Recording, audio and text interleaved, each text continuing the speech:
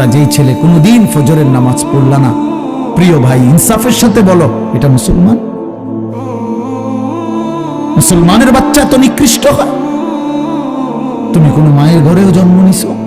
মুসলমানের ঘরে 365 দিনে খোদার 1 বছর কোনদিন মনে পড়লো না ফজরের নামাজের কথা? মুসলমান এত বড় গাদ্দার হয়? মুসলমানের বাচ্চা এত বড় নাফরমান হয়? আফসোসের বিষয়। ওই মা যে 2 বছর দুধ পান করাইলেন এই জন্যই, মা যে 9টা মাস পেটে ধারণ করলেন এই জন্যই, এক মা তার সন্তানকে বুকে ধরায়া দুধ পান করাইছে 2 বছর, এই আশায় যে 16 বছর বয়সে আমার ছেলেটা দিন রাত উলঙ্গ ছবি দেখবে, নারী আর ছবি আর মাতালের মতো জিন্দেগি কাটাবে। এই ছিল মার স্বপ্ন, এই ছিল মায়ের গর্ভে ধারণ, এর উদ্দেশ্য।